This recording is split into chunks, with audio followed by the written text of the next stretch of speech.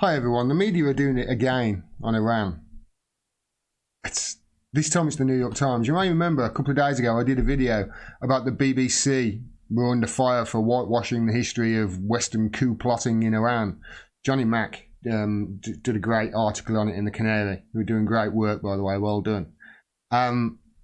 He also replied to a question that I sent out on Twitter because the New York Times had wrote a similar article to the BBC and I couldn't see it because of their paywall, and he nicely screenshotted it and sent it to me. Thanks very much for this. And this is an article that the New York Times had entitled "The Relationship Between Iran and the United States Has Teetered for Decades." And as you can see, they go down the article, down, or something about 88 there, something about 88. You can see here he's bracketed where they say the tension started. It says this is the New York Times, remember, the paper of record in the United States. They say the potential for armed conflict between the two countries has loomed since the Islamic Revolution and takeover of the American embassy in Tehran 4 decades ago. Occasionally those tensions have escalated into violence. No, New York Times, no. The potential for armed conflict between the two countries has not loomed since 1979, as you are suggesting there, along with the BBC, of course, and every other legacy newspaper out there. They're trying to say that it started in 1979. It didn't. It started much earlier than that. It started in 1951, actually, with the rise and the popularity of this man, Mohammad Mossadegh. Once again, I've got to correct the record of a news organisation of note. Strange, isn't it? Man in his council flat can do this, but the New York Times can't. Anyway, 1951, Mohammad Mossadegh rises to become the head of the National Front, I believe the organisation was called in Iran. And he wanted to bring democracy for Iran. First ever democratically elected leader in Iran. And he wanted to audit this company, the Anglo-Iranian Oil Company, because one of the promises he gave his people was he was going to take back the oil reserves that Iran were sitting on. He was going to take back production of them and stop the raping of Western countries, because the Anglo-Iranian Oil Company, of course, is owned by BP, as you can see there, Anglo-Iranian Oil Company. So this obviously didn't go down well with Churchill at the time, who was Prime Minister, and he took Iran, he took the whole thing to the World Bank, because BP didn't want to open up their books and be audited, and certainly didn't want the oil industry to be privatized in Iran. They would lose lots of money. But while he did that, while he went to the World Bank, by the way, the World Bank said, no, you can't, there's nothing we can do about this. They blockaded Iran, as you can see there. They got other countries around the world, America, American oil companies, to boycott oil, and Iran's economy faltered. But it backfired on them. Their meddling in another country's democracy backfired on them. It's amazing, isn't it? It's like it's happening all over again, because they worried that they would look to Russia for aid. And obviously at that time, Churchill, who had been begging Eisenhower's predecessor to get involved and to start a coup in Iran and get this guy ousted, finally Ike Eisenhower did. And this is one of the documents. You can see there, target Prime Minister Mossadegh and his government. This is Operation Ajax, which is the CIA-led coup to oust Mossadegh, worked on by these two brothers. That's the Dulles brothers, who were head of the CIA and Secretary of State at the time. Now, the Dulles brothers were kind of well known for their brinkmanship. They sort of brought brinkmanship to foreign policy, and it's sort of like, we'll go this far, we'll go so much closer to all-out war with you without going to all-out war with you, just to try and force your will and bend your will into doing what we want you to. And essentially America and the United Kingdom have been doing that ever since, all around the world. And the media have been covering up for it, which is the case now.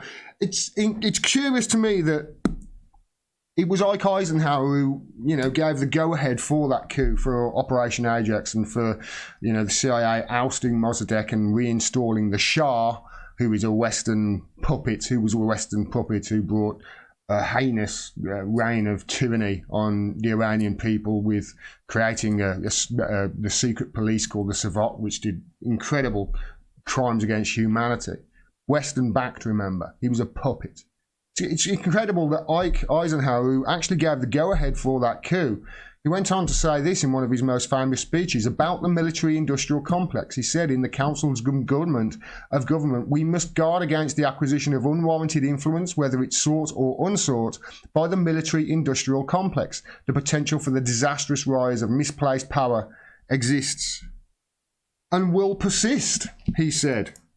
Why is all this important? Why is it so important that we know all this? Because it's right. The same thing is happening right now. And this is why they're trying to start the history in 1979 rather than 1951, because this is the same thing that was happening, nearly 70 years ago. The Trump administration announces all countries importing Iranian oil will be subject to Iran sanctions. We're doing the same thing over as we have done before, and we're expecting different results. What's that the definition of, Albert Einstein fans? Right now, he is basically blockading oil exports and trying to force Iran into a corner, along with Bolton, Pompeo and Abrams. They're playing a gigantic game of risk, is what they're doing, and they're trying to provoke an all-out war with Iran to slow the inevitable collapse of their hegemony and their imperial empire. It's all about power, after all. So why do the media not tell us the truth? Why don't the media tell us this? Why don't the New York Times start in 1970? Why don't the New York Times start in 1953? Why don't the BBC? Why don't all the rest of them, The Guardian, etc.?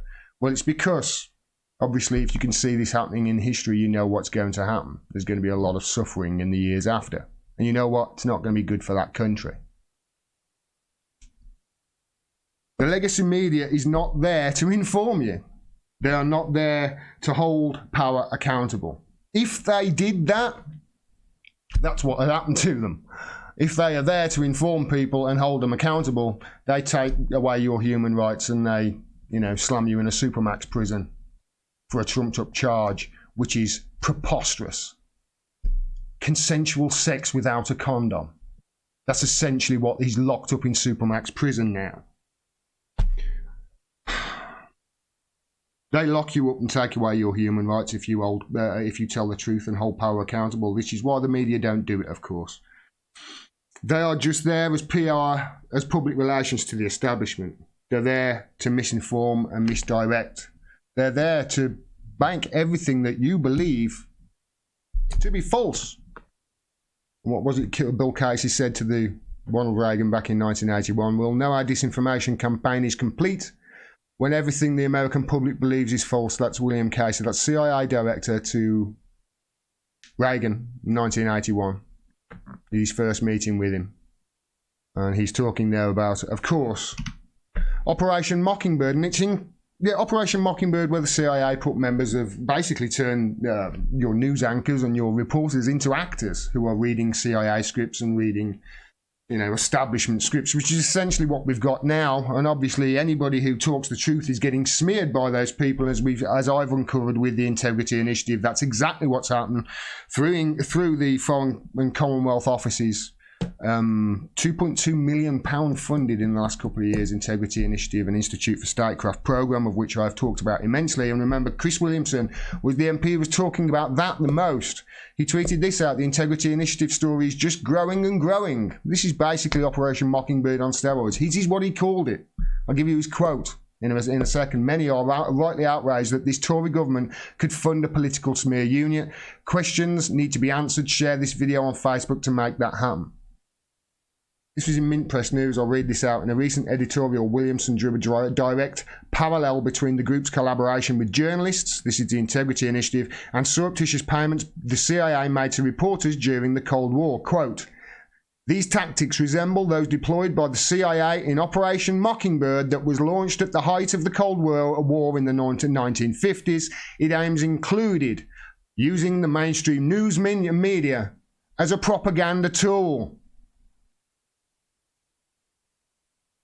History is repeating itself. They silenced him quick, didn't they? On a trumped up charge of history of behaviour, whatever that is, with this ridiculous anti-Semitism smear. Shouldn't shut him up.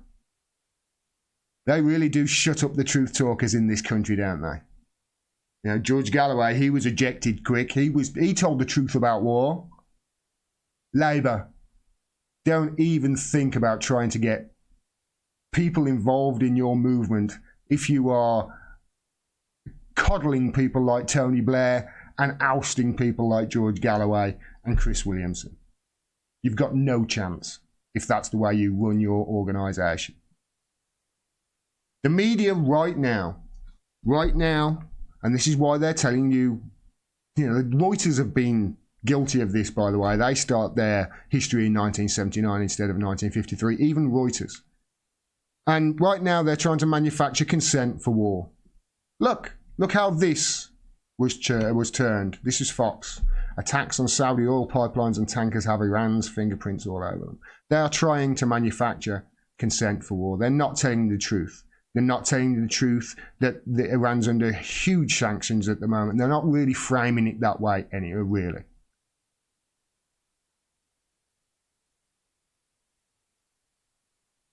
They are trying, in the media, to manufacture your consent for war.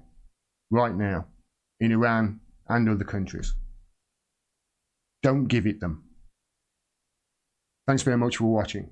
Please make sure you subscribe. Please make sure you've clicked the bell below so you get a notification of when I drop further videos. And click the links on the screen as well through to my website. You can find out ways to support me. I can't do this without your support. I need your support. Please, whatever you can do, $1, $2 a month, it really does help. Thanks very much for everybody who does support me. Until next time. Peace. Take care.